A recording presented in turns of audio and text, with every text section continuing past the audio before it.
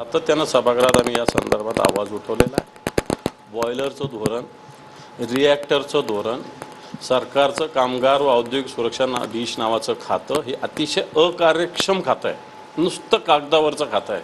मोठ्या मोठ्या कंपन्या तर यांच्या अधिकाऱ्यांना सुद्धा गेटच्या आतमध्ये येऊ देत नाही, अशा प्रकारची स्थिती त्या खात्याची आहे। आणि म्हणून या औद्योगिक सुरक्षेकडे सरकारचं कमालीचं दुर्लक्ष या महाराष्ट्रात आहे। कित्येक कामगाराचे हाकनाक याच्यामध्ये बळी जातात।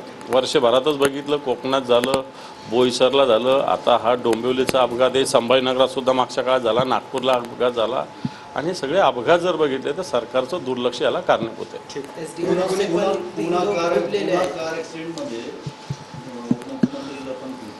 हो, मग उपमुख्यमंत्री खोटं बोललेले, मी स्पष्ट जबाबदारीनं बोलतो।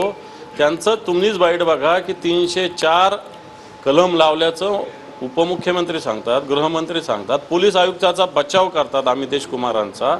प्रत्यक्षात मी तुमच्यासमोर FIRच दिलेला आहे।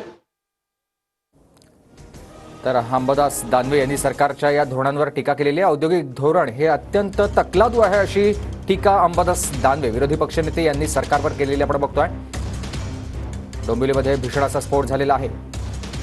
ही लाईव्ह घटनास्थळावरची थेट दृश्य आहे। डोंबिवलीतल्या MIDC भागामध्ये असलेल्या सोनारपाडा या ठिकाणी केमिकल कंपनीमध्ये भीषण असा हा स्फोट झालेला आहे आणि तिथली ही थेट दृश्य आपण बघतोय। या स्फोटामध्ये काही लोक देखील गंभीर जखमी असल्याची माहिती मिळते। सध्या या सगळ्यांना रुग्णालयात दाखल करण्यात आलेले, तर दुसऱ्या बाजूला या आगीचे लोट आपण बघतोय, धुराचे लोट